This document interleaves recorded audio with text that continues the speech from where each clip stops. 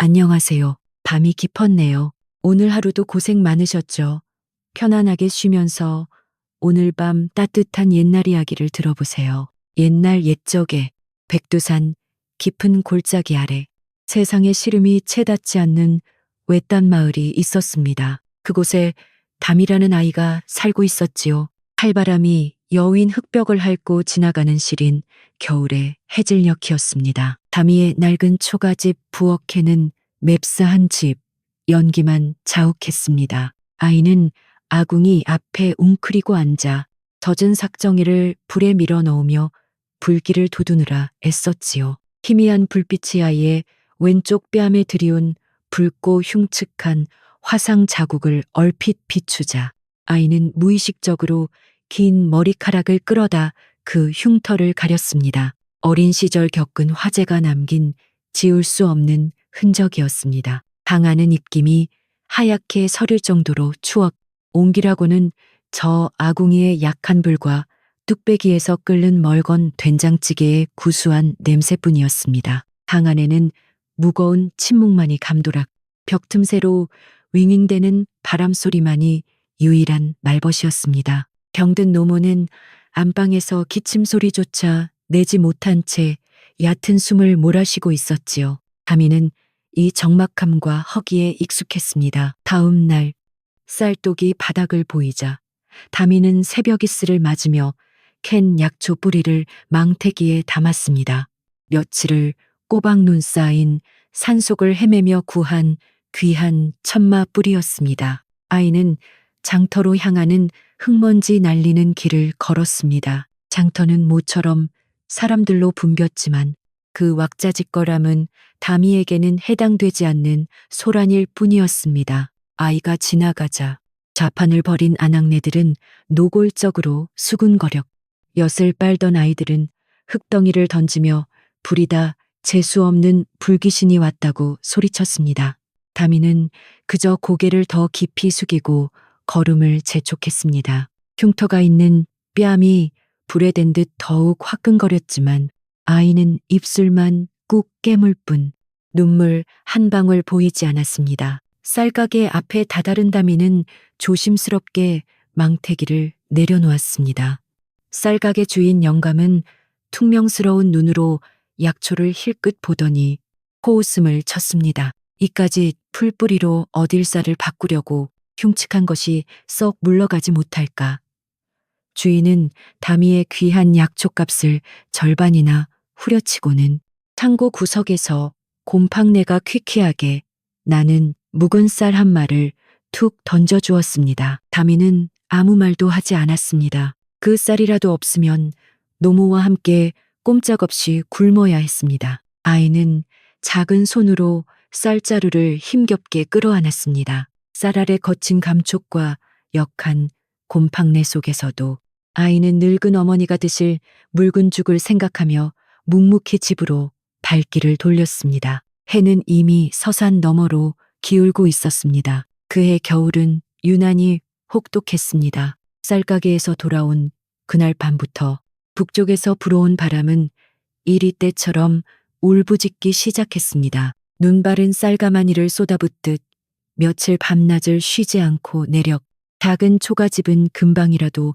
무너질 듯 위태로웠습니다. 담이는 문틈을 지프로 틀어막으며 살을 내는 추위와 사투를 벌였습니다. 바로 그때였습니다. 안방에서 쿨럭 찢어지는 듯한 기침 소리와 함께 노모의 거친 숨소리가 들려왔습니다. 어머니 담이가 놀라 달려갔을 때 어머니는 이미 입술이 파래진 채 가슴을 부여잡고 있었습니다. 지병인 천식이었습니다. 늘 곁에 두던 약탕기는 이미 바닥을 드러낸 지 오래였습니다. 안 됩니다.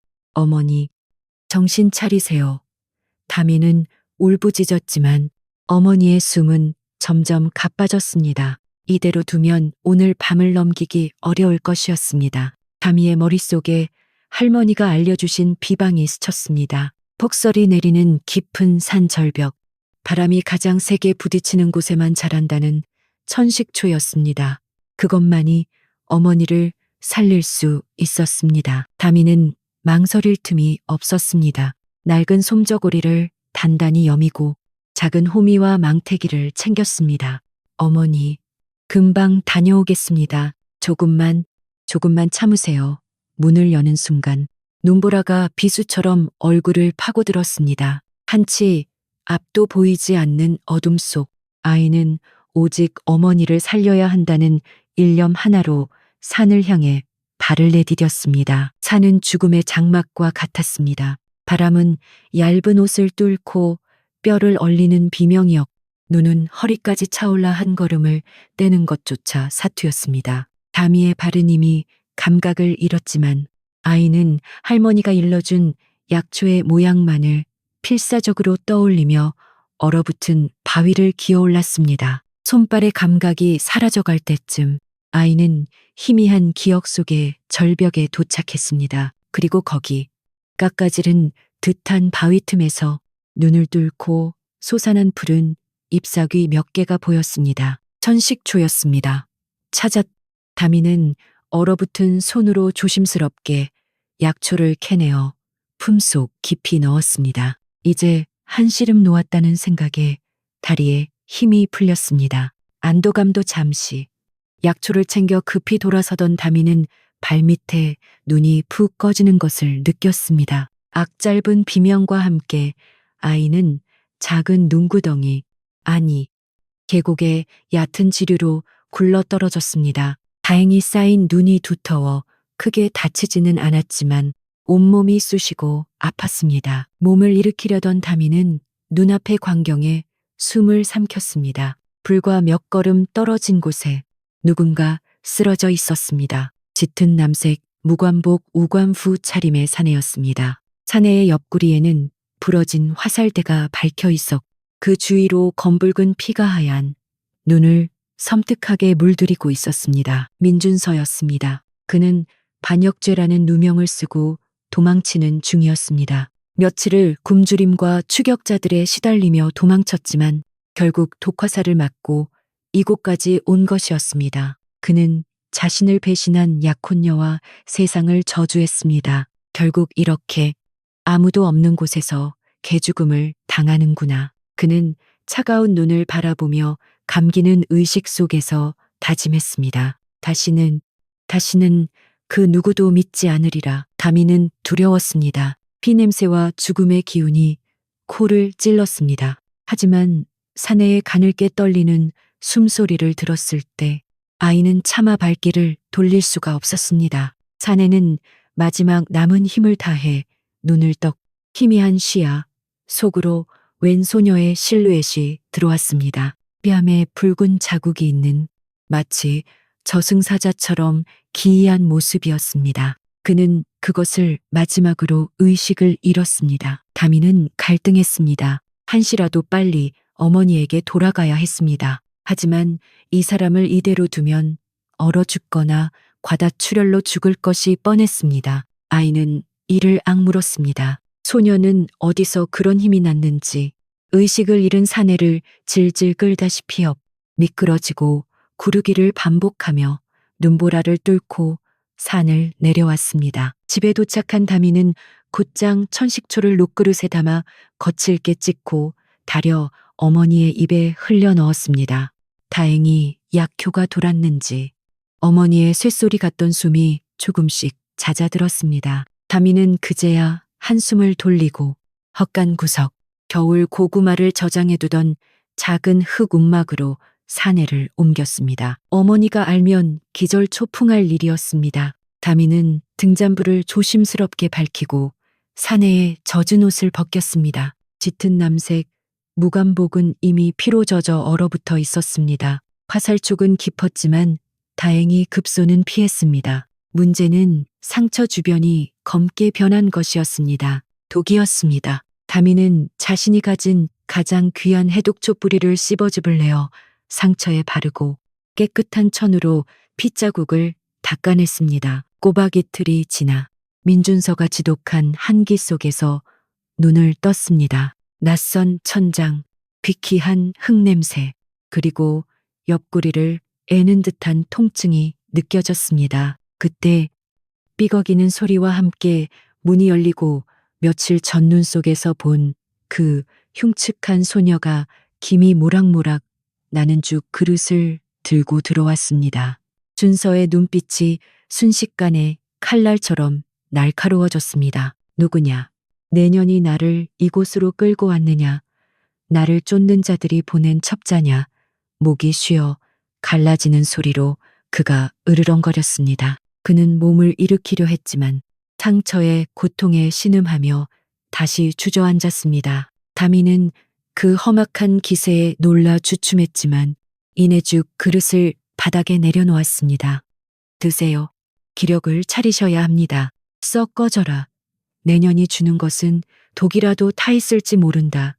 준서는 온 힘을 다해 그릇을 밀쳐냈습니다. 뜨거운 죽이 바닥에 쏟아졌습니다. 그는 세상 모든 것을 불신했습니다. 배신은 가장 믿었던 사람에게서 왔으니까요. 하지만 다미는 말없이 엎질러진 죽을 치우고 새 물수건을 가져와 그의 이마에 올려주었습니다. 그리고 다음 날도 그 다음 날도 다미는 어김없이 죽과 따뜻한 약을 들고 왔습니다. 준서는 처음 며칠간은 숟가락조차 들지 않았습니다. 하지만 도끼를 품던 그의 눈은 자신을 두려워하면서도 묵묵히 붕대를 갈고 약을 발라주는 소녀의 가벼운 발걸음 소리에 조금씩 익숙해져 갔습니다. 온막 안에 은은하게 퍼지는 씁쓸하면서도 따뜻한 약초 냄새가 얼어붙은 그의 마음을 아주 조금씩 녹이기 시작했습니다. 그는 여전히 아무도 믿지 않았지만 적어도 이 소녀가 자신을 해칠 뜻은 없다는 것을 어렴풋이 느끼기 시작했습니다. 길고 혹독했던 겨울이 물러가고 산천의 연두빛 새싹이 돋아날 무렵 마을에는 봄보다 먼저 끔찍한 불청객이 찾아왔습니다. 알 수 없는 괴질과질이었습니다. 병은 급속도로 퍼져나갔습니다. 사람들은 구토와 설사를 반복하다가 마른 집단처럼 힘없이 쓰러져 갔습니다. 마을은 곡소리와 죽음의 냄새로 가득 찼고 사람들의 얼굴에는 공포가 역력했습니다. 마을 관아에 속한 배 의원이라는 자가 있었으나 그는 실력은 없고 탐욕만 가득한 자였습니다. 그는 비싼 약재를 거론하며 환자의 주머니 사정만 살필 뿐 뾰족한 처방을 내놓지 못했습니다. 그저 하늘의 뜻이니 어쩔 수 없다는 말만 되풀이하며 손을 썼습니다. 그의 무능함 속에서 죽어나가는 사람은 나날이 늘어만 갔습니다. 움막에서 몸을 추스르던 민준서는 이제 제법 기력을 회복하여 걸을 수 있게 되었습니다. 그는 여전히 다미의 집 헛간에 몸을 숨긴 채 창틈으로 마을의 참상을 지켜보았습니다. 그리고 다미가 며칠째 밤잠을 이루지 못하고 부엌에서 약초 서적을 뒤지며 고뇌하는 모습도 보았습니다. 다미는 죽어가는 이웃들을 외면할 수 없었습니다. 마침내 아이는 할머니가 생전에 알려준 이와 같은 괴질에 쓰는 비방을 떠올렸습니다. 다미는 가장 큰 가마솥을 마당에 내걸고 밤새산에서 캐온 칡뿌리와 차조기잎 그리고 비장의 약초들을 넣고 다리기 시작했습니다. 약초의 씁쓸하면서도 청량한 향기가 마을 공기를 갈랐습니다. 다음 날 다미는 그 약물을 큰 독에 담아 마을 어귀에 내다 놓고는 서툰 글씨로 쓴 팻말을 세웠습니다. 가난한 이들을 위한 약, 돈은 받지 않습니다. 사람들은 웅성거렸습니다. 흉측한 불의가 주는 약이라니. 저것은 약이 아니라 저주일 것이라며 누구도 감히 손을 대지 못했습니다. 바로 그때 어린아들이 사경을 헤매던 한 어미가 실성한 듯 달려왔습니다. 어차피 이대로 죽을 목숨 그녀는 지푸라기라도 잡는 심정으로 약물을 한 바가지 퍼다 아들의 입에 억지로 흘려 넣었습니다. 사람들은 숨을 죽이고 지켜보았습니다. 그리고 다음 날 아침 기적이 일어났습니다. 아이가 거짓말처럼 열이 내리고 맑은 눈으로 어미를 찾은 것입니다. 소문은 삽시간에 퍼져 절망에 빠졌던 사람들이 구름처럼 다미의 집 앞으로 몰려들었습니다. 이 모든 광경을 숨어서 지켜보던 준서는 큰 충격에 휩싸였습니다. 그는 그저 흉터 때문에 숨어 지내는 가여운 계집아이라고만 생각했던 다미에게서 수백 명의 목숨을 구원하는 강인한 용기와 깊은 의수를 목격했습니다. 이 소식은 배 의원의 귀에도 들어갔습니다. 자신의 무능함이 만천하에 드러나고 밥줄까지 끊기게 생긴 배 의원은 분노로 얼굴이 시뻘개졌습니다. 그는 당장 포졸들을 대동하고 마을 광장으로 달려갔습니다. 그는 몰려든 사람들 앞에서 다미의 머리채를 거칠게 움켜쥐고는 그녀의 흉터를 가리키며 고래고래 소리쳤습니다. 보시오. 이 흉측한 흉터가 바로 증거요. 저것은 불귀신의 낙인이란 말이오. 저 계집이 사악한 주수로 마을에 역병을 풀고 이제 와서 해괴한 풀뿌리로 사람들을 현혹하는 것이니 당장 불태워 죽여야 하오. 미신에 깊이 빠져 있던 마을 사람들은 배 의원의 선동에 금세 동요하기 시작했습니다. 옳소, 저 계집을 태워 죽여야 마을이 평안해진다. 몇몇은 횃불을 가져와 포졸들이 다미를 결박하려 밧줄을 들고 다가왔습니다. 다미는 공포에 질려 하얗게 질렸지만 입술을 깨물며 비명조차 지르지 못했습니다. 바로 그 순간이었습니다. 멈추어라. 얼음장같이 차갑고 위험 있는 목소리가 군중을 갈랐습니다. 사람들이 놀라 돌아본 곳에 허름한 옷차림이지만 검을 쥔 듯 꼿꼿한 기세를 뿜어내는 민준서가 서 있었습니다. 그는 성큼성큼 걸어나와 다미의 앞을 가로막았습니다. 포졸들이 주춤거리자 배 의원이 소리쳤습니다. 웬 놈이냐 썩 비키지 못할까. 준서는 배 의원을 차갑게 노려보았습니다. 그대를 의원이라 부를 수 있는가. 그대는 역병에 시달리는 이들에게 기회를 보하는 인삼과 당귀를 처방했다. 허나 이 병은 속에서 열잇과 습시의 셉이 뭉친 것.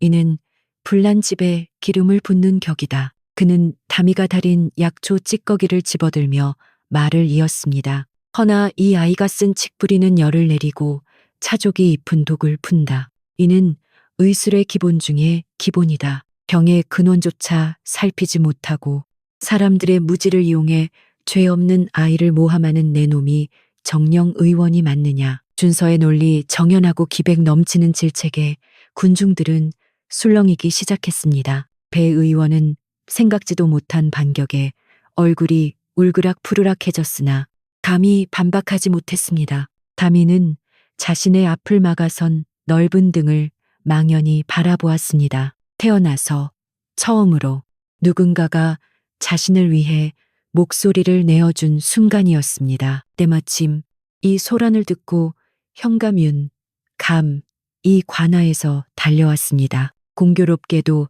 현감의 외아들 역시 괴질에 걸려 사경을 헤매고 있었고 배 의원은 이미 손을 쓴 뒤였습니다. 현감은 절박했습니다. 그는 배 의원과 그 앞을 막아선 준서 그리고 공포에 떨고 있는 다미를 번갈아 보았습니다. 시끄럽다.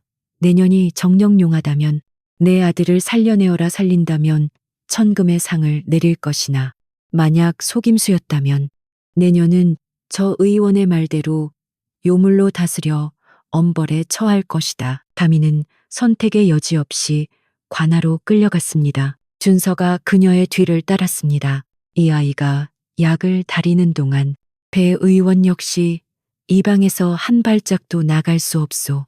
또한 나 역시 이 아이를 지키겠소. 현감은 그의 기세에 눌려 마지못해 허락했습니다. 차갑고 위압적인 방안, 모두의 의심 어린 눈초리 속에서 다미는 침착하게 현감아들의 맥을 짚었습니다. 준서는 문 앞을 지키고 서서 배 의원이 혹여 삿된 짓을 하지 못하도록 매섭게 감시했습니다. 다미는 밤을 새워 약을 다렸습니다. 향약의 은은한 향기가 방 안에 퍼졌습니다. 아이는 정성껏 약을 떠서 의식 없는 도련님의 입에 조금씩 흘려 넣었습니다. 뜬 눈으로 밤을 지새우고 마침내 동쪽 하늘이 희미하게 밝아올 무렵 끙끙 앓던 도련님의 거친 숨소리가 잦아들었습니다.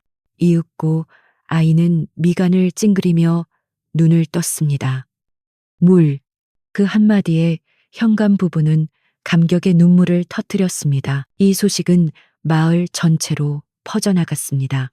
다미를 불이라 부르며 돌팔매질하던 마을 사람들은 부끄러움에 고개를 숙였습니다. 그리고 자신들의 어리석음을 사죄하며 그녀를 은녀님이라 부르기 시작했습니다.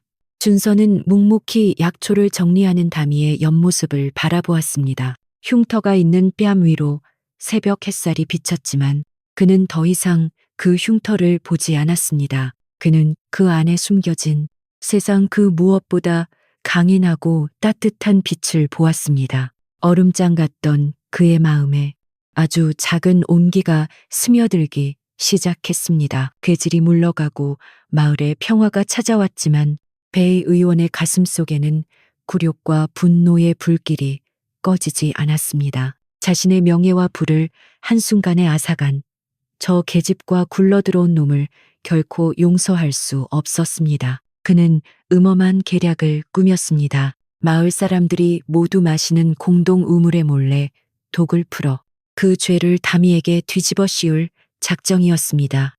요망한 년이 역병을 막아낸 척하더니 끝내 본색을 드러내 우물의 저주를 풀었다고 선동할 계획이었습니다. 하지만 민준서는 이미 배 의원의 뒤틀린 눈빛에서 살기를 잃고 있었습니다. 오랜 무관 생활로 다져진 그의 감각은 작은 위협도 놓치지 않았습니다. 그는 밤낮으로 배 의원의 하수인들을 은밀히 감시했습니다. 그리고 마침내 달빛조차 구름에 가려진 으슥한 밤, 배 의원의 하수인이 약병을 들고 우물가로 접근하는 것을 발견했습니다. 하수인이 우물 뚜껑을 열고 독을 타려는 바로 그 순간 어둠 속에서 그림자처럼 나타난 준서가 그의 팔을 낚아챘습니다. 내 놈, 지금 무엇을 하려는 것이냐? 하수인은 혼비백산하여 달아나려 했지만 준서의 강철 같은 소나귀에서 벗어날 수 없었습니다. 다음날 아침 준서는 하수인과 그가 지니고 있던 독약병을 증거로 현감 앞에 나아갔습니다. 현감과 마을 사람들이 지켜보는 가운데 준서의 추상 같은 신문에 하수인은 결국 모든 것을 자백했습니다. 배 의원이 자신의 재산을 절반 주겠다며 이 끔찍한 일을 사주했다는 사실이 밝혀졌습니다. 배 의원은 낯빛이 잿더미처럼 변해 발뺌하려 했지만 증거는 명백했습니다. 분노한 마을 사람들이 그에게 돌을 던지기 시작했습니다. 현감은 엄한 목소리로 판결을 내렸습니다. 배 의원은 의원으로서의 본분을 잊고 사리사욕을 위해 마을 전체를 위험에 빠뜨렸으니 그 직위를 박탈하고 전 재산을 몰수하여 피해자들에게 보상하며 당장 이 고을에서 추방하여 멀리 변방으로 유배를 보낼 것이다. 배 의원은 포졸들에게 끌려가며 다미를 향해 저주를 퍼부었지만 사람들의 야유 속에 그 소리는 묻혀버렸습니다. 그렇게 마을을 괴롭히던 악몽이 완전히 걷히고 눈부신 여름이 찾아왔습니다. 한양에서부터 먼 길을 달려온 한 장의 서찰이 준서에게 전달되었습니다. 그의 충성스러운 옛 부하가 목숨을 걸고 올린 상소 덕분에 준서의 억울한 누명이 마침내 벗겨진 것입니다. 현감은 그에게 즉시 한양으로 돌아가 관직에 복귀하라는 교지를 전했습니다. 하지만 준서는 고개를 저었습니다. 그는 이미 마음을 정한 뒤였습니다. 준서는 자신에게 되돌려진 재산을 모두 팔아 마을 어귀 가장 양지 바른 곳에 깨끗한 약방을 지었습니다. 그가 구할 수 있는 가장 좋은 목재로 기둥을 세우고 다미가 약초를 말릴 수 있도록 넓은 툇마루를 냈습니다. 그리고 약방 앞들에는 어린 복숭아 나무 한 그루를 심었습니다. 다미는 어리둥절했지만 묵묵히 약방을 짓는 그의 옆모습을 바라보며 가슴이 따뜻해지는 것을 느꼈습니다. 어느덧 완연한 여름날의 저녁이었습니다. 새로 지은 다미 약방은 환자들로 문전성시를 이루었습니다.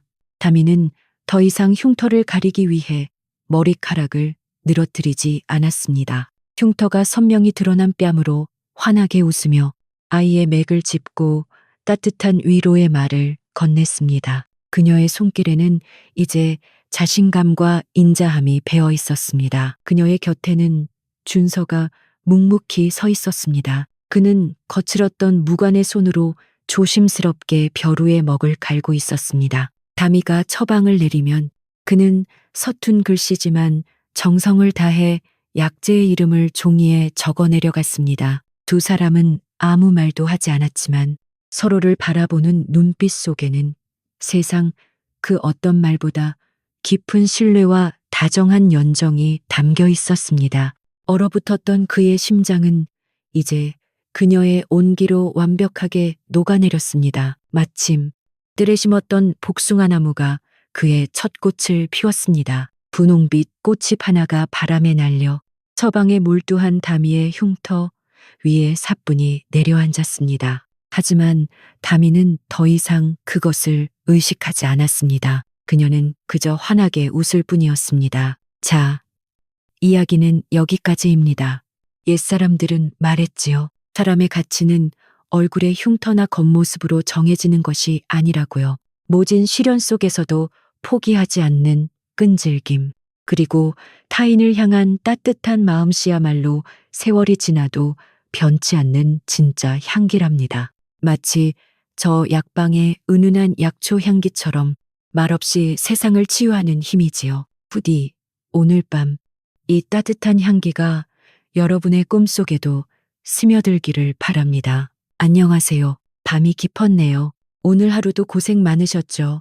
편안하게 쉬면서 오늘 밤 따뜻한 옛날 이야기를 들어보세요. 옛날 옛적에 백두산 깊은 골짜기 아래 세상의 시름이 채 닿지 않는 외딴 마을이 있었습니다. 그곳에 담이라는 아이가 살고 있었지요. 칼바람이 여윈 흙벽을 핥고 지나가는 시린 겨울의 해질녘이었습니다. 담이의 낡은 초가집 부엌에는 맵스한 집, 연기만 자욱했습니다. 아이는 아궁이 앞에 웅크리고 앉아 젖은 삭정이를 불에 밀어 넣으며 불길을 돋우느라 애썼지요. 희미한 불빛이 아이의 왼쪽 뺨에 들이운 붉고 흉측한 화상 자국을 얼핏 비추자 아이는 무의식적으로 긴 머리카락을 끌어다 그 흉터를 가렸습니다. 어린 시절 겪은 화재가 남긴 지울 수 없는 흔적이었습니다. 당하는 입김이 하얗게 서릴 정도로 추억,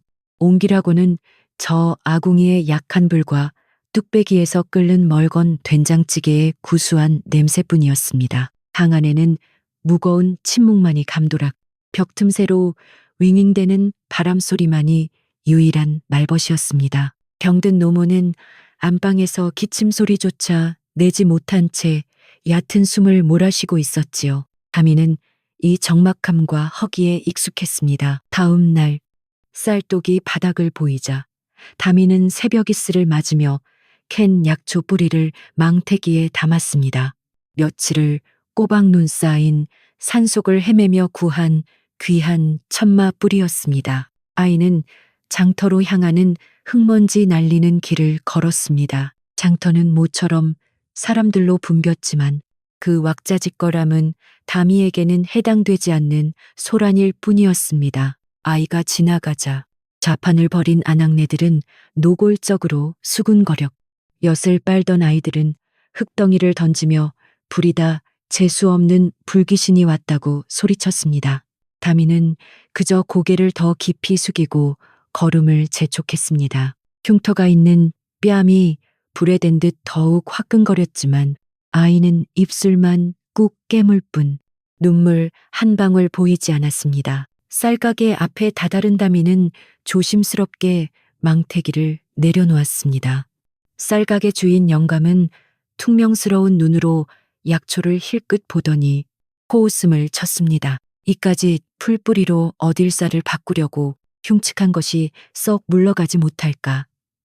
주인은 다미의 귀한 약초값을 절반이나 후려치고는 창고 구석에서 곰팡내가 퀴퀴하게 나는 묵은 쌀 한 마를 툭 던져주었습니다. 다미는 아무 말도 하지 않았습니다. 그 쌀이라도 없으면 노모와 함께 꼼짝없이 굶어야 했습니다. 아이는 작은 손으로 쌀자루를 힘겹게 끌어안았습니다. 쌀 아래 거친 감촉과 역한 곰팡내 속에서도 아이는 늙은 어머니가 드실 묽은 죽을 생각하며 묵묵히 집으로 발길을 돌렸습니다. 해는 이미 서산 너머로 기울고 있었습니다. 그해 겨울은 유난히 혹독했습니다. 쌀가게에서 돌아온 그날 밤부터 북쪽에서 불어온 바람은 이리 때처럼 울부짖기 시작했습니다. 눈바른 쌀가마니를 쏟아붓듯 며칠 밤낮을 쉬지 않고 내력 작은 초가집은 금방이라도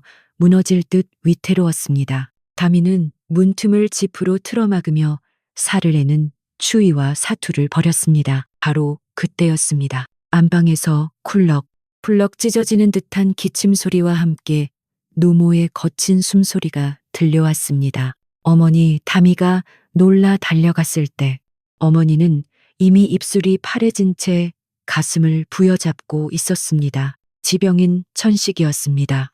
늘 곁에 두던 약탕기는 이미 바닥을 드러낸 지 오래였습니다. 안 됩니다. 어머니, 정신 차리세요. 다미는 울부짖었지만 어머니의 숨은 점점 가빠졌습니다. 이대로 두면 오늘 밤을 넘기기 어려울 것이었습니다. 다미의 머릿속에 할머니가 알려주신 비방이 스쳤습니다. 폭설이 내리는 깊은 산 절벽, 바람이 가장 세게 부딪히는 곳에만 자란다는 천식초였습니다. 그것만이 어머니를 살릴 수 있었습니다. 다미는 망설일 틈이 없었습니다. 낡은 솜저고리를 단단히 여미고 작은 호미와 망태기를 챙겼습니다. 어머니, 금방 다녀오겠습니다. 조금만 참으세요. 문을 여는 순간 눈보라가 비수처럼 얼굴을 파고들었습니다. 한치 앞도 보이지 않는 어둠 속 아이는 오직 어머니를 살려야 한다는 일념 하나로 산을 향해 발을 내디뎠습니다. 산은 죽음의 장막과 같았습니다. 바람은 얇은 옷을 뚫고 뼈를 얼리는 비명이었고 눈은 허리까지 차올라 한 걸음을 떼는 것조차 사투였습니다. 다미의 발은 이미 감각을 잃었지만 아이는 할머니가 일러준 약초의 모양만을 필사적으로 떠올리며 얼어붙은 바위를 기어올랐습니다. 손발의 감각이 사라져갈 때쯤 아이는 희미한 기억 속의 절벽에 도착했습니다. 그리고 거기 깎아지른 듯한 바위 틈에서 눈을 뚫고 솟아난 푸른 잎사귀 몇 개가 보였습니다. 천식초였습니다. 다미는 얼어붙은 손으로 조심스럽게 약초를 캐내어 품속 깊이 넣었습니다. 이제 한시름 놓았다는 생각에 다리에 힘이 풀렸습니다. 안도감도 잠시. 약초를 챙겨 급히 돌아서던 다미는 발밑에 눈이 푹 꺼지는 것을 느꼈습니다. 악짧은 비명과 함께 아이는 작은 눈구덩이, 아니, 계곡의 얕은 지류로 굴러 떨어졌습니다. 다행히 쌓인 눈이 두터워 크게 다치지는 않았지만 온몸이 쑤시고 아팠습니다. 몸을 일으키려던 다미는 눈앞의 광경에 숨을 삼켰습니다. 불과 몇 걸음 떨어진 곳에 누군가 쓰러져 있었습니다. 짙은 남색 무관복 우관후 차림의 사내였습니다. 사내의 옆구리에는 부러진 화살대가 박혀 있었고 그 주위로 검붉은 피가 하얀 눈을 섬뜩하게 물들이고 있었습니다. 민준서였습니다. 그는 반역죄라는 누명을 쓰고 도망치는 중이었습니다. 며칠을 굶주림과 추격자들에 시달리며 도망쳤지만 결국 독화살을 맞고 이곳까지 온 것이었습니다. 그는 자신을 배신한 약혼녀와 세상을 저주했습니다. 결국 이렇게 아무도 없는 곳에서 개죽음을 당하는구나. 그는 차가운 눈을 바라보며 감기는 의식 속에서 다짐했습니다. 다시는 그 누구도 믿지 않으리라. 다미는 두려웠습니다. 피냄새와 죽음의 기운이 코를 찔렀습니다. 하지만 사내의 가늘게 떨리는 숨소리를 들었을 때 아이는 차마 발길을 돌릴 수가 없었습니다. 사내는 마지막 남은 힘을 다해 눈을 떡 희미한 시야 속으로 웬 소녀의 실루엣이 들어왔습니다. 뺨에 붉은 자국이 있는 마치 저승사자처럼 기이한 모습이었습니다. 그는 그것을 마지막으로 의식을 잃었습니다. 다미는 갈등했습니다. 한시라도 빨리 어머니에게 돌아가야 했습니다. 하지만 이 사람을 이대로 두면 얼어 죽거나 과다출혈로 죽을 것이 뻔했습니다. 아이는 이를 악물었습니다. 소녀는 어디서 그런 힘이 났는지 의식을 잃은 사내를 질질 끌다시피 미끄러지고 구르기를 반복하며 눈보라를 뚫고 산을 내려왔습니다. 집에 도착한 다미는 곧장 천식초를 녹그릇에 담아 거칠게 찍고 달여 어머니의 입에 흘려 넣었습니다.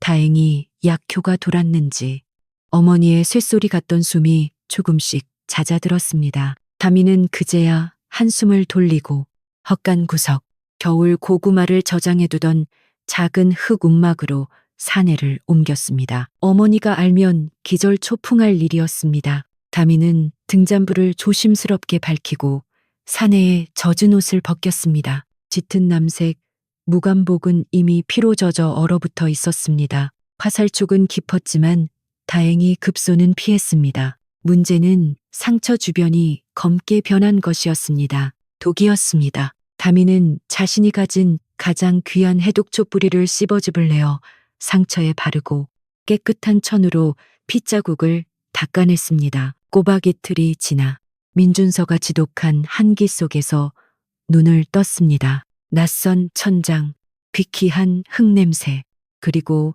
옆구리를 애는 듯한 통증이 느껴졌습니다. 그때 삐걱이는 소리와 함께 문이 열리고 며칠 전 눈 속에서 본 그 흉측한 소녀가 김이 모락모락 나는 죽 그릇을 들고 들어왔습니다.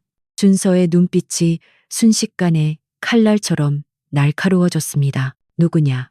내년이 나를 이곳으로 끌고 왔느냐? 나를 쫓는 자들이 보낸 첩자냐? 목이 쉬어 갈라지는 소리로 그가 으르렁거렸습니다. 그는 몸을 일으키려 했지만 상처에 고통에 신음하며 다시 주저앉았습니다. 다미는 그 험악한 기세에 놀라 주춤했지만 이내 죽 그릇을 바닥에 내려놓았습니다. 드세요. 기력을 차리셔야 합니다. 썩 꺼져라. 내년이 주는 것은 독이라도 타 있을지 모른다. 준서는 온 힘을 다해 그릇을 밀쳐냈습니다. 뜨거운 죽이 바닥에 쏟아졌습니다. 그는 세상 모든 것을 불신했습니다. 배신은 가장 믿었던 사람에게서 왔으니까요. 하지만 다미는 말없이 엎질러진 죽을 치우고 새 물수건을 가져와 그의 이마에 올려주었습니다. 그리고 다음 날도 그 다음 날도 다미는 어김없이 죽과 따뜻한 약을 들고 왔습니다. 준서는 처음 며칠간은 숟가락조차 들지 않았습니다. 하지만 도끼를 품던 그의 눈은 자신을 두려워하면서도 묵묵히 붕대를 갈고 약을 발라주는 소녀의 가벼운 발걸음 소리에 조금씩 익숙해져 갔습니다. 움막 안에 은은하게 퍼지는 씁쓸하면서도 따뜻한 약초 냄새가 얼어붙은 그의 마음을 아주 조금씩 녹이기 시작했습니다. 그는 여전히 아무도 믿지 않았지만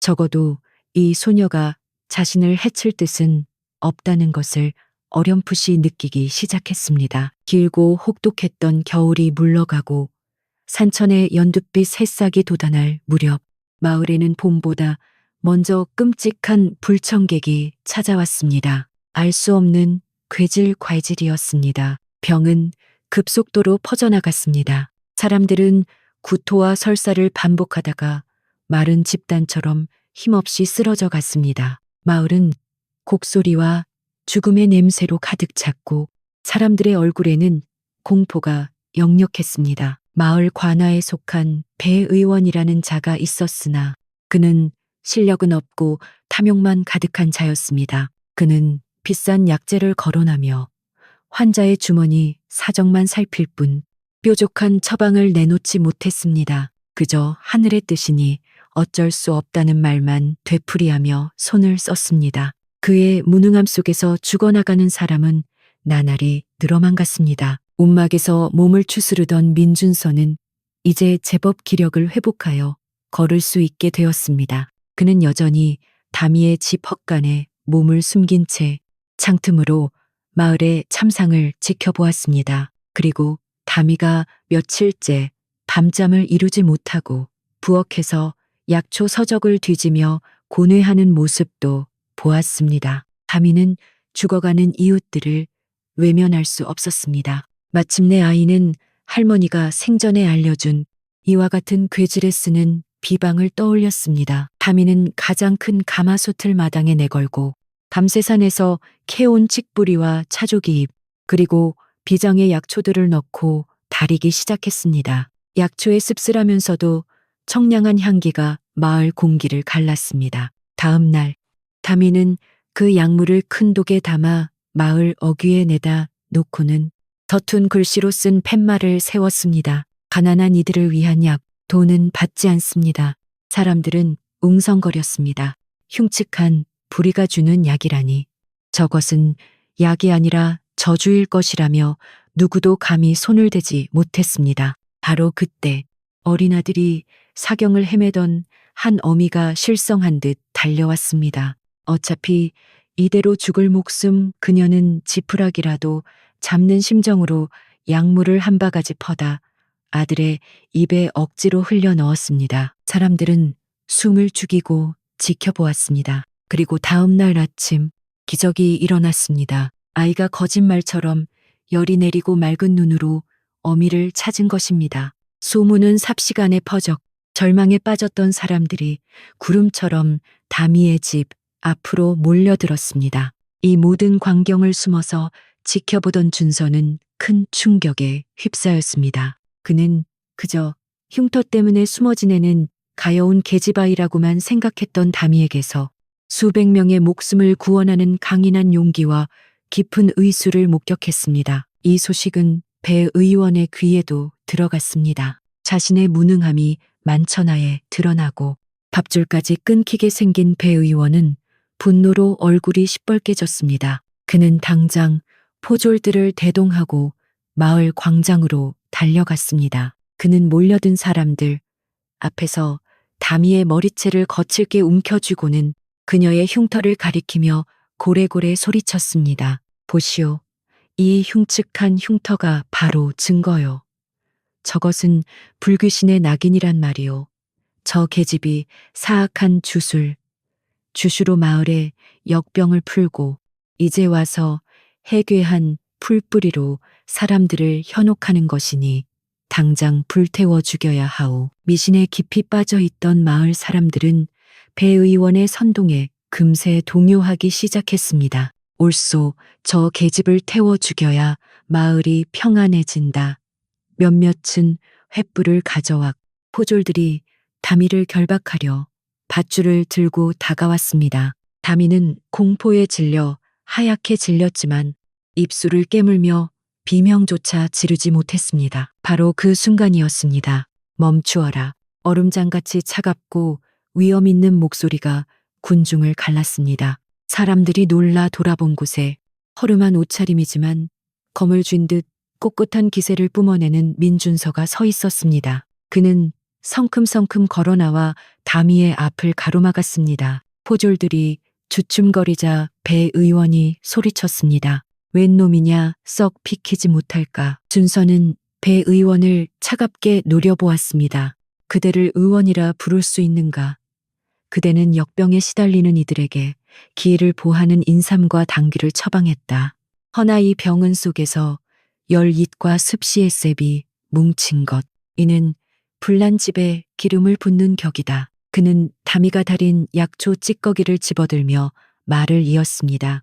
허나 이 아이가 쓴 칡뿌리는 열을 내리고 차족이 잎은 독을 푼다. 이는 의술의 기본 중에 기본이다. 병의 근원조차 살피지 못하고 사람들의 무지를 이용해 죄 없는 아이를 모함하는 내 놈이 정령 의원이 맞느냐. 준서의 논리 정연하고 기백 넘치는 질책에 군중들은 술렁이기 시작했습니다. 배 의원은 생각지도 못한 반격에 얼굴이 울그락 푸르락해졌으나 감히 반박하지 못했습니다. 다미는 자신의 앞을 막아선 넓은 등을 망연히 바라보았습니다. 태어나서 처음으로 누군가가 자신을 위해 목소리를 내어준 순간이었습니다. 때마침 이 소란을 듣고 현감윤, 감, 이 관아에서 달려왔습니다. 공교롭게도 현감의 외아들 역시 괴질에 걸려 사경을 헤매고 있었고 배 의원은 이미 손을 쓴 뒤였습니다.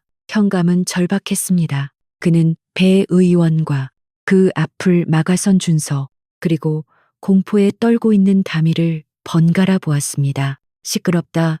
내년이 정령용하다면 내 아들을 살려내어라 살린다면 천금의 상을 내릴 것이나 만약 속임수였다면 내년은 저 의원의 말대로 요물로 다스려 엄벌에 처할 것이다. 다미는 선택의 여지 없이 관아로 끌려갔습니다. 준서가 그녀의 뒤를 따랐습니다. 이 아이가 약을 다리는 동안 배 의원 역시 이 방에서 한 발짝도 나갈 수 없소. 또한 나 역시 이 아이를 지키겠소. 현감은 그의 기세에 눌려 마지못해 허락했습니다. 차갑고 위압적인 방안, 모두의 의심 어린 눈초리 속에서 다미는 침착하게 현감아들의 맥을 짚었습니다. 준서는 문 앞을 지키고 서서 배 의원이 혹여 삿된 짓을 하지 못하도록 매섭게 감시했습니다. 다미는 밤을 새워 약을 다렸습니다. 향약의 은은한 향기가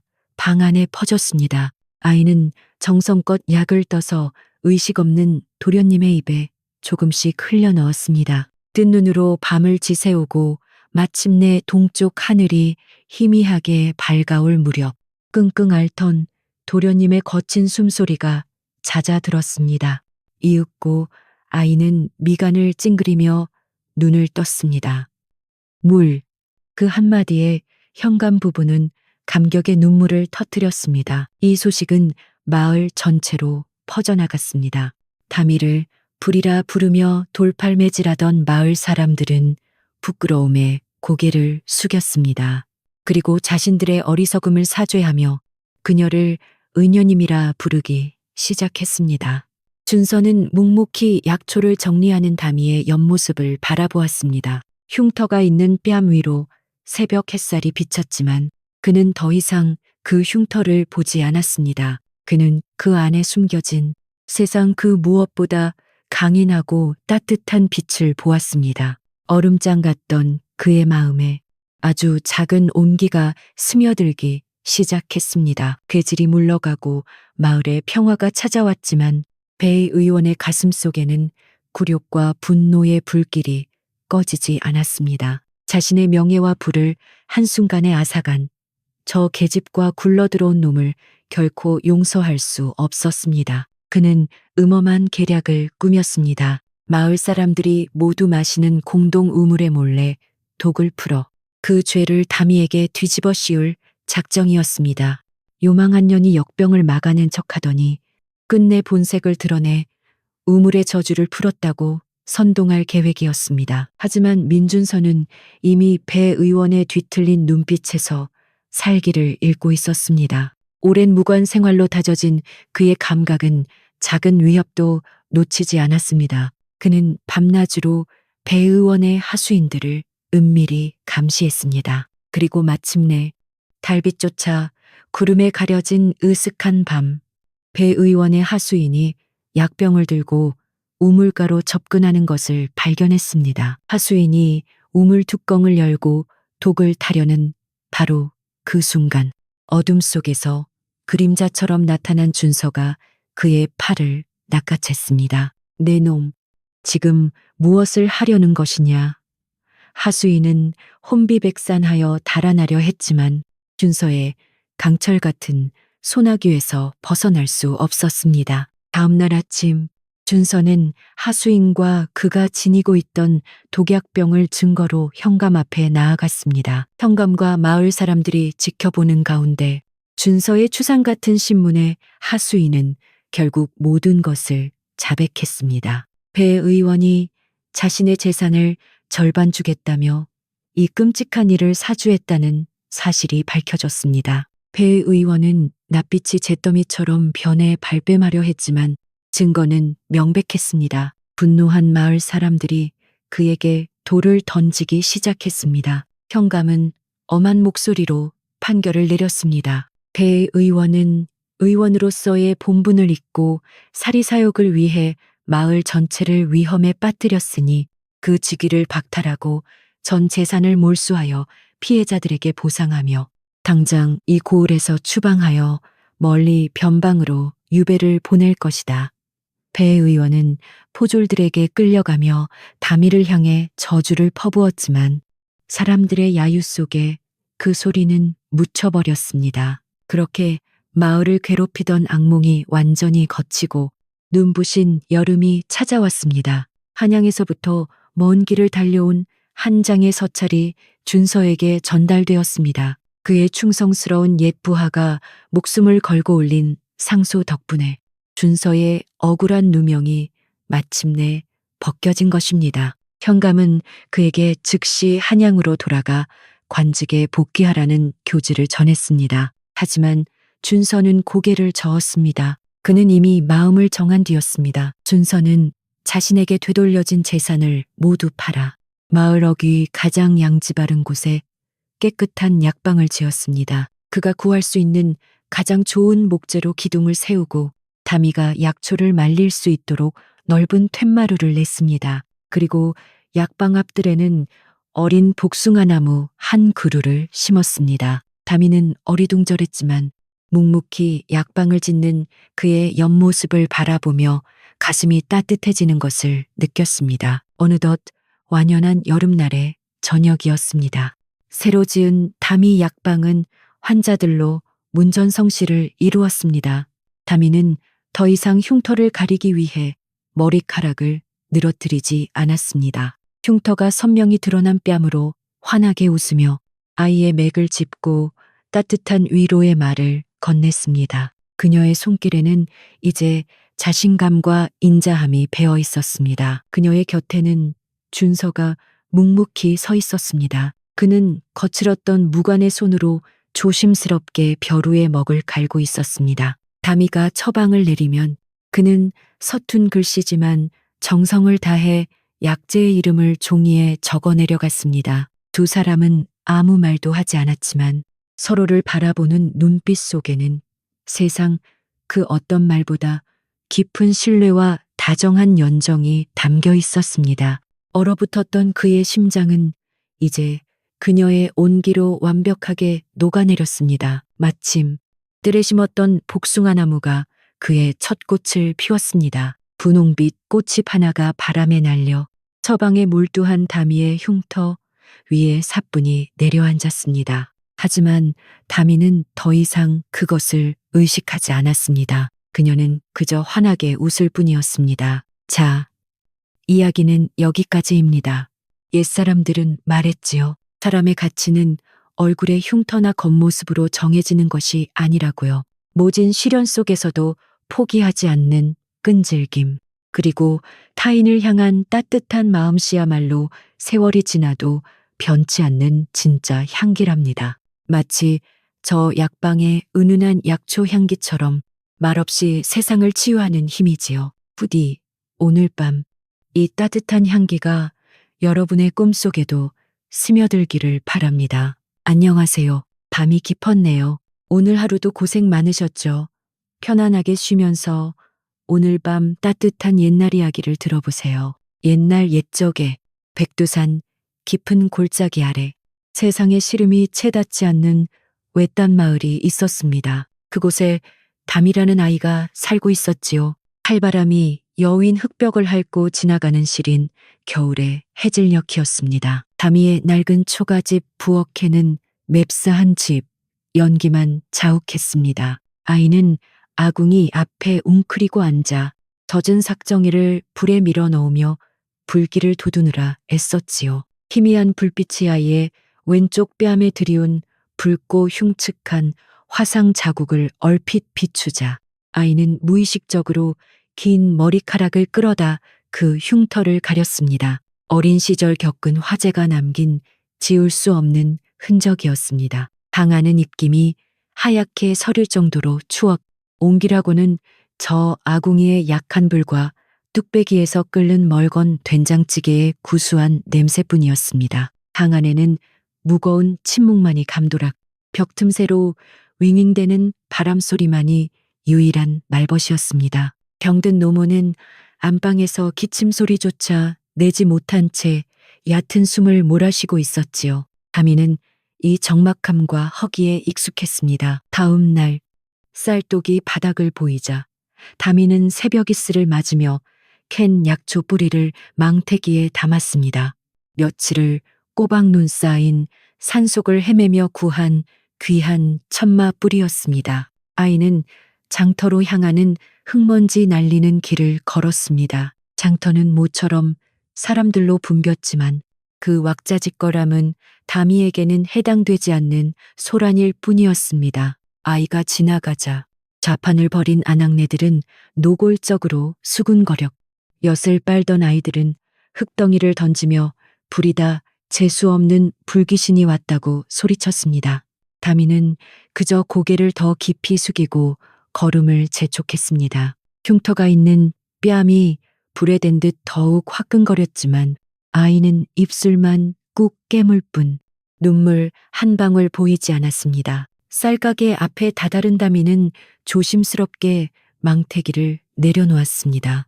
쌀가게 주인 영감은 퉁명스러운 눈으로 약초를 힐끗 보더니 코웃음을 쳤습니다. 이까지 풀뿌리로 어딜 쌀을 바꾸려고 흉측한 것이 썩 물러가지 못할까. 주인은 다미의 귀한 약초값을 절반이나 후려치고는 창고 구석에서 곰팡내가 퀴퀴하게 나는 묵은 쌀 한 마를 툭 던져주었습니다. 다미는 아무 말도 하지 않았습니다. 그 쌀이라도 없으면 노모와 함께 꼼짝없이 굶어야 했습니다. 아이는 작은 손으로 쌀자루를 힘겹게 끌어안았습니다. 쌀 아래 거친 감촉과 역한 곰팡내 속에서도 아이는 늙은 어머니가 드실 묽은 죽을 생각하며 묵묵히 집으로 발길을 돌렸습니다. 해는 이미 서산 너머로 기울고 있었습니다. 그해 겨울은 유난히 혹독했습니다. 쌀가게에서 돌아온 그날 밤부터 북쪽에서 불어온 바람은 이리 때처럼 울부짖기 시작했습니다. 눈바른 쌀가마니를 쏟아붓듯 며칠 밤낮을 쉬지 않고 내력 작은 초가집은 금방이라도 무너질 듯 위태로웠습니다. 다미는 문틈을 지프로 틀어막으며 살을 내는 추위와 사투를 벌였습니다. 바로 그때였습니다. 안방에서 쿨럭쿨럭 찢어지는 듯한 기침 소리와 함께 노모의 거친 숨소리가 들려왔습니다. 어머니 다미가 놀라 달려갔을 때 어머니는 이미 입술이 파래진 채 가슴을 부여잡고 있었습니다. 지병인 천식이었습니다. 늘 곁에 두던 약탕기는 이미 바닥을 드러낸 지 오래였습니다. 안 됩니다. 어머니, 정신 차리세요. 다미는 울부짖었지만 어머니의 숨은 점점 가빠졌습니다. 이대로 두면 오늘 밤을 넘기기 어려울 것이었습니다. 다미의 머릿속에 할머니가 알려주신 비방이 스쳤습니다. 폭설이 내리는 깊은 산 절벽, 바람이 가장 세게 부딪히는 곳에만 자란다는 천식초였습니다. 그것만이 어머니를 살릴 수 있었습니다. 다미는 망설일 틈이 없었습니다. 낡은 솜저고리를 단단히 여미고 작은 호미와 망태기를 챙겼습니다. 어머니, 금방 다녀오겠습니다. 조금만 참으세요. 문을 여는 순간 눈보라가 비수처럼 얼굴을 파고들었습니다. 한치 앞도 보이지 않는 어둠 속 아이는 오직 어머니를 살려야 한다는 일념 하나로 산을 향해 발을 내디뎠습니다. 산은 죽음의 장막과 같았습니다. 바람은 얇은 옷을 뚫고 뼈를 얼리는 비명이었고 눈은 허리까지 차올라 한 걸음을 떼는 것조차 사투였습니다. 다미의 발은 이미 감각을 잃었지만 아이는 할머니가 일러준 약초의 모양만을 필사적으로 떠올리며 얼어붙은 바위를 기어올랐습니다. 손발의 감각이 사라져갈 때쯤 아이는 희미한 기억 속의 절벽에 도착했습니다. 그리고 거기 깎아지른 듯한 바위 틈에서 눈을 뚫고 솟아난 푸른 잎사귀 몇 개가 보였습니다. 천식초였습니다. 다미는 얼어붙은 손으로 조심스럽게 약초를 캐내어 품속 깊이 넣었습니다. 이제 한시름 놓았다는 생각에 다리에 힘이 풀렸습니다. 안도감도 잠시, 약초를 챙겨 급히 돌아서던 다미는 발밑에 눈이 푹 꺼지는 것을 느꼈습니다. 악짧은 비명과 함께 아이는 작은 눈구덩이, 아니, 계곡의 얕은 지류로 굴러 떨어졌습니다. 다행히 쌓인 눈이 두터워 크게 다치지는 않았지만 온몸이 쑤시고 아팠습니다. 몸을 일으키려던 다미는 눈앞의 광경에 숨을 삼켰습니다. 불과 몇 걸음 떨어진 곳에 누군가 쓰러져 있었습니다. 짙은 남색 무관복 우관부 차림의 사내였습니다. 사내의 옆구리에는 부러진 화살대가 박혀 있었고 그 주위로 검붉은 피가 하얀 눈을 섬뜩하게 물들이고 있었습니다. 민준서였습니다. 그는 반역죄라는 누명을 쓰고 도망치는 중이었습니다. 며칠을 굶주림과 추격자들에 시달리며 도망쳤지만 결국 독화살을 맞고 이곳까지 온 것이었습니다. 그는 자신을 배신한 약혼녀와 세상을 저주했습니다. 결국 이렇게 아무도 없는 곳에서 개죽음을 당하는구나. 그는 차가운 눈을 바라보며 감기는 의식 속에서 다짐했습니다. 다시는 그 누구도 믿지 않으리라. 다미는 두려웠습니다. 피냄새와 죽음의 기운이 코를 찔렀습니다. 하지만 사내의 가늘게 떨리는 숨소리를 들었을 때 아이는 차마 발길을 돌릴 수가 없었습니다. 사내는 마지막 남은 힘을 다해 눈을 떡 희미한 시야 속으로 웬 소녀의 실루엣이 들어왔습니다. 뺨에 붉은 자국이 있는 마치 저승사자처럼 기이한 모습이었습니다.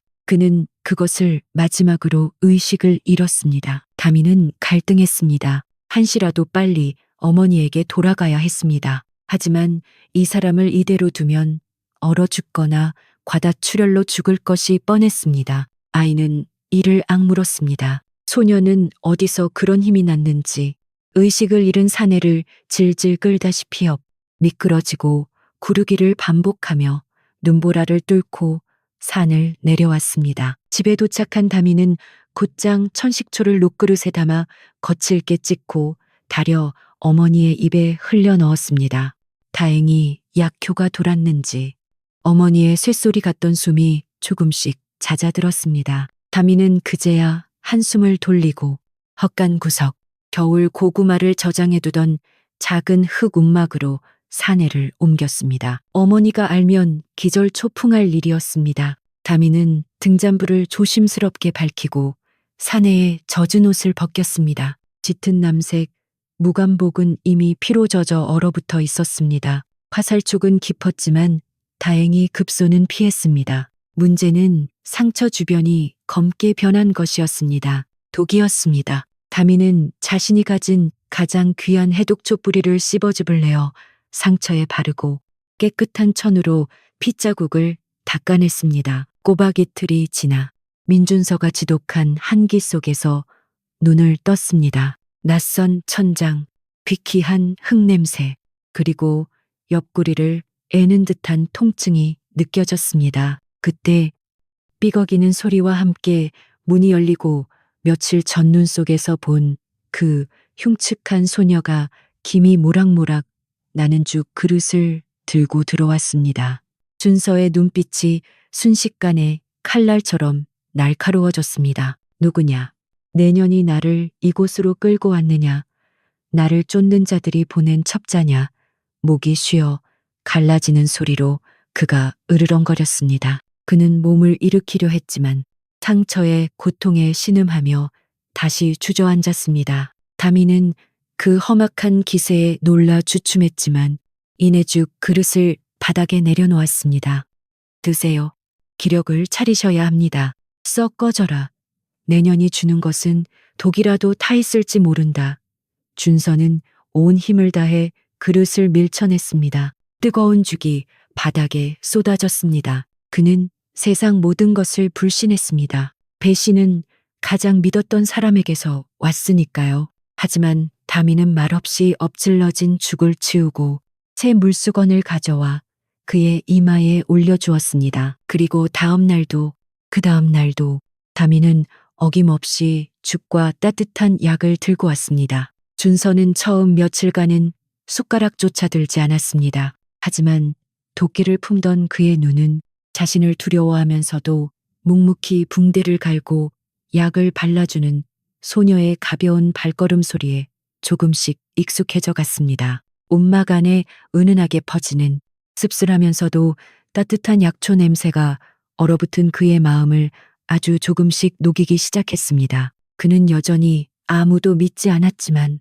적어도 이 소녀가 자신을 해칠 뜻은 없다는 것을 어렴풋이 느끼기 시작했습니다. 길고 혹독했던 겨울이 물러가고 산천의 연두빛 새싹이 돋아날 무렵 마을에는 봄보다 먼저 끔찍한 불청객이 찾아왔습니다. 알 수 없는 괴질과질이었습니다. 병은 급속도로 퍼져나갔습니다. 사람들은 구토와 설사를 반복하다가 마른 집단처럼 힘없이 쓰러져 갔습니다. 마을은 곡소리와 죽음의 냄새로 가득 찼고 사람들의 얼굴에는 공포가 역력했습니다. 마을 관아에 속한 배 의원이라는 자가 있었으나 그는 실력은 없고 탐욕만 가득한 자였습니다. 그는 비싼 약재를 거론하며 환자의 주머니 사정만 살필 뿐 뾰족한 처방을 내놓지 못했습니다. 그저 하늘의 뜻이니 어쩔 수 없다는 말만 되풀이하며 손을 썼습니다. 그의 무능함 속에서 죽어나가는 사람은 나날이 늘어만 갔습니다. 움막에서 몸을 추스르던 민준서는 이제 제법 기력을 회복하여 걸을 수 있게 되었습니다. 그는 여전히 다미의 집 헛간에 몸을 숨긴 채 창틈으로 마을의 참상을 지켜보았습니다. 그리고 다미가 며칠째 밤잠을 이루지 못하고 부엌에서 약초 서적을 뒤지며 고뇌하는 모습도 보았습니다. 다미는 죽어가는 이웃들을 외면할 수 없었습니다. 마침내 아이는 할머니가 생전에 알려준 이와 같은 괴질에 쓰는 비방을 떠올렸습니다. 다미는 가장 큰 가마솥을 마당에 내걸고 밤새산에서 캐온 칡뿌리와 차조기잎 그리고 비장의 약초들을 넣고 다리기 시작했습니다. 약초의 씁쓸하면서도 청량한 향기가 마을 공기를 갈랐습니다. 다음 날 다미는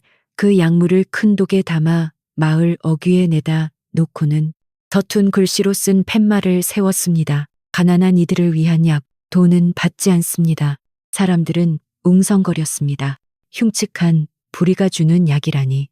저것은 약이 아니라 저주일 것이라며 누구도 감히 손을 대지 못했습니다. 바로 그때 어린아들이 사경을 헤매던 한 어미가 실성한 듯 달려왔습니다. 어차피 이대로 죽을 목숨 그녀는 지푸라기라도 잡는 심정으로 약물을 한 바가지 퍼다 아들의 입에 억지로 흘려 넣었습니다. 사람들은 숨을 죽이고 지켜보았습니다. 그리고 다음 날 아침 기적이 일어났습니다. 아이가 거짓말처럼 열이 내리고 맑은 눈으로 어미를 찾은 것입니다. 소문은 삽시간에 퍼져 절망에 빠졌던 사람들이 구름처럼 다미의 집 앞으로 몰려들었습니다. 이 모든 광경을 숨어서 지켜보던 준서는 큰 충격에 휩싸였습니다. 그는 그저 흉터 때문에 숨어 지내는 가여운 계집아이라고만 생각했던 다미에게서 수백 명의 목숨을 구원하는 강인한 용기와 깊은 의수를 목격했습니다. 이 소식은 배 의원의 귀에도 들어갔습니다. 자신의 무능함이 만천하에 드러나고 밥줄까지 끊기게 생긴 배 의원은 분노로 얼굴이 시뻘개졌습니다. 그는 당장 포졸들을 대동하고 마을 광장으로 달려갔습니다. 그는 몰려든 사람들 앞에서 다미의 머리채를 거칠게 움켜쥐고는 그녀의 흉터를 가리키며 고래고래 소리쳤습니다. 보시오. 이 흉측한 흉터가 바로 증거요. 저것은 불귀신의 낙인이란 말이오. 저 계집이 사악한 주수로 마을에 역병을 풀고 이제 와서 해괴한 풀뿌리로 사람들을 현혹하는 것이니 당장 불태워 죽여야 하오. 미신에 깊이 빠져 있던 마을 사람들은 배 의원의 선동에 금세 동요하기 시작했습니다. 옳소, 저 계집을 태워 죽여야 마을이 평안해진다. 몇몇은 횃불을 가져와 포졸들이 다미를 결박하려 밧줄을 들고 다가왔습니다. 다미는 공포에 질려 하얗게 질렸지만 입술을 깨물며 비명조차 지르지 못했습니다. 바로 그 순간이었습니다. 멈추어라. 얼음장같이 차갑고 위험 있는 목소리가 군중을 갈랐습니다. 사람들이 놀라 돌아본 곳에 허름한 옷차림이지만 검을 쥔 듯 꼿꼿한 기세를 뿜어내는 민준서가 서 있었습니다. 그는 성큼성큼 걸어나와 다미의 앞을 가로막았습니다. 포졸들이 주춤거리자 배 의원이 소리쳤습니다. 웬 놈이냐 썩 비키지 못할까. 준서는 배 의원을 차갑게 노려보았습니다. 그대를 의원이라 부를 수 있는가. 그대는 역병에 시달리는 이들에게 기회를 보하는 인삼과 당귀를 처방했다. 허나 이 병은 속에서 열잇과 습시의 셉이 뭉친 것. 이는 불난 집에 기름을 붓는 격이다. 그는 다미가 달인 약초 찌꺼기를 집어들며 말을 이었습니다. 허나 이 아이가 쓴 칡뿌리는 열을 내리고 차족이 입은 독을 푼다. 이는 의술의 기본 중에 기본이다. 병의 근원조차 살피지 못하고 사람들의 무지를 이용해 죄 없는 아이를 모함하는 내 놈이 정령 의원이 맞느냐. 준서의 논리 정연하고 기백 넘치는 질책에 군중들은 술렁이기 시작했습니다. 배 의원은 생각지도 못한 반격에 얼굴이 울그락 푸르락해졌으나 감히 반박하지 못했습니다. 다미는 자신의 앞을 막아선 넓은 등을 망연히 바라보았습니다. 태어나서 처음으로 누군가가 자신을 위해 목소리를 내어준 순간이었습니다. 때마침 이 소란을 듣고 현감윤, 감, 이 관아에서 달려왔습니다. 공교롭게도 현감의 외아들 역시 괴질에 걸려 사경을 헤매고 있었.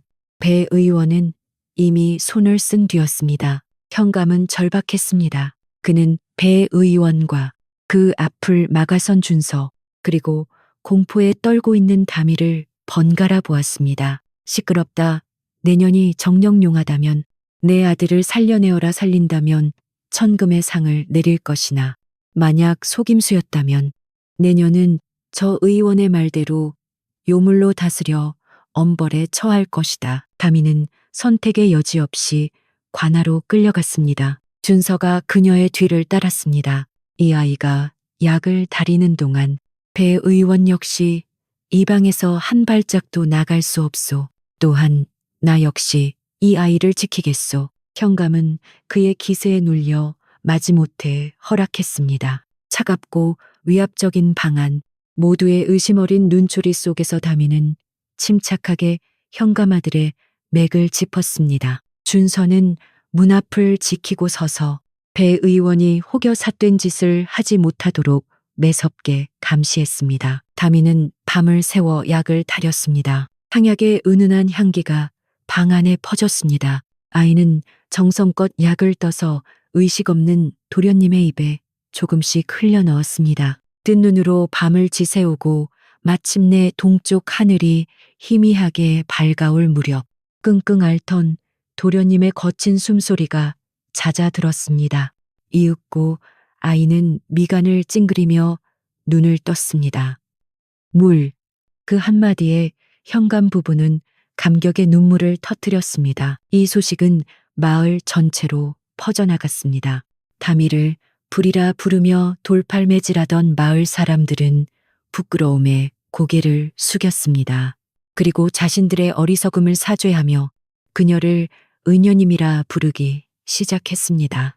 준서는 묵묵히 약초를 정리하는 다미의 옆모습을 바라보았습니다. 흉터가 있는 뺨 위로 새벽 햇살이 비쳤지만 그는 더 이상 그 흉터를 보지 않았습니다. 그는 그 안에 숨겨진 세상 그 무엇보다 강인하고 따뜻한 빛을 보았습니다. 얼음장 같던 그의 마음에 아주 작은 온기가 스며들기 시작했습니다. 괴질이 물러가고 마을에 평화가 찾아왔지만 배 의원의 가슴 속에는 굴욕과 분노의 불길이 꺼지지 않았습니다. 자신의 명예와 부를 한순간에 앗아간 저 계집과 굴러들어온 놈을 결코 용서할 수 없었습니다. 그는 음험한 계략을 꾸몄습니다. 마을 사람들이 모두 마시는 공동 우물에 몰래 독을 풀어 그 죄를 다미에게 뒤집어 씌울 작정이었습니다.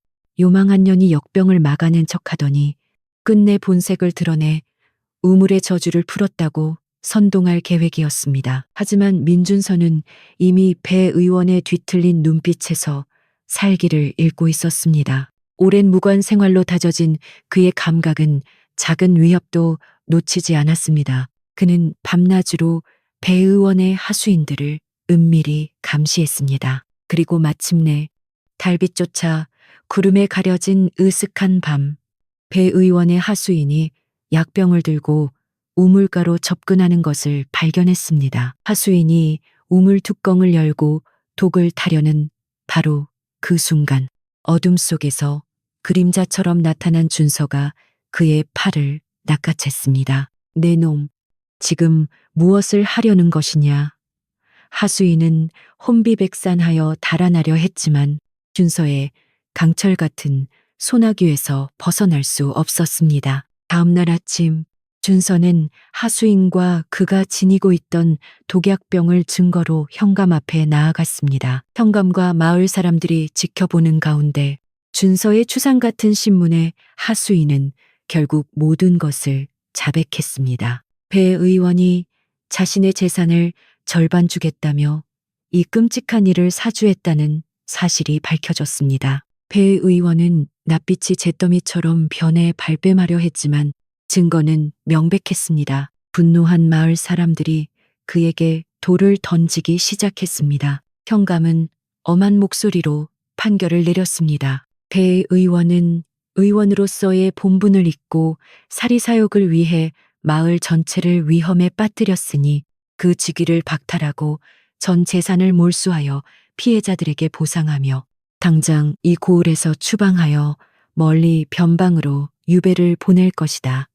배 의원은 포졸들에게 끌려가며 다미를 향해 저주를 퍼부었지만 사람들의 야유 속에 그 소리는 묻혀버렸습니다. 그렇게 마을을 괴롭히던 악몽이 완전히 걷히고 눈부신 여름이 찾아왔습니다. 한양에서부터 먼 길을 달려온 한 장의 서찰이 준서에게 전달되었습니다. 그의 충성스러운 옛 부하가 목숨을 걸고 올린 상소 덕분에 준서의 억울한 누명이 마침내 벗겨진 것입니다. 현감은 그에게 즉시 한양으로 돌아가 관직에 복귀하라는 교지를 전했습니다. 하지만 준서는 고개를 저었습니다. 그는 이미 마음을 정한 뒤였습니다. 준서는 자신에게 되돌려진 재산을 모두 팔아 마을 어귀 가장 양지 바른 곳에 깨끗한 약방을 지었습니다. 그가 구할 수 있는 가장 좋은 목재로 기둥을 세우고 다미가 약초를 말릴 수 있도록 넓은 툇마루를 냈습니다. 그리고 약방 앞들에는 어린 복숭아 나무 한 그루를 심었습니다. 다미는 어리둥절했지만 묵묵히 약방을 짓는 그의 옆모습을 바라보며 가슴이 따뜻해지는 것을 느꼈습니다. 어느덧 완연한 여름날의 저녁이었습니다. 새로 지은 다미 약방은 환자들로 문전성시를 이루었습니다.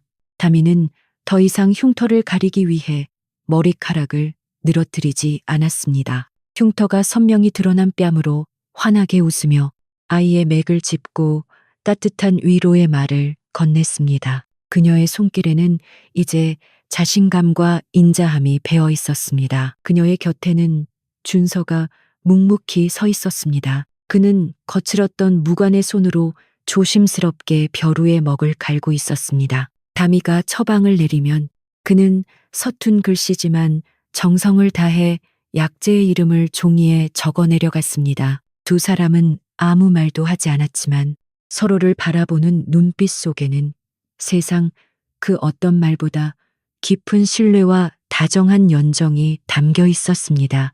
얼어붙었던 그의 심장은 이제 그녀의 온기로 완벽하게 녹아내렸습니다. 마침 뜰에 심었던 복숭아 나무가 그의 첫 꽃을 피웠습니다. 분홍빛 꽃잎 하나가 바람에 날려 처방에 몰두한 다미의 흉터 위에 사뿐히 내려앉았습니다. 하지만 다미는 더 이상 그것을 의식하지 않았습니다. 그녀는 그저 환하게 웃을 뿐이었습니다. 자, 이야기는 여기까지입니다.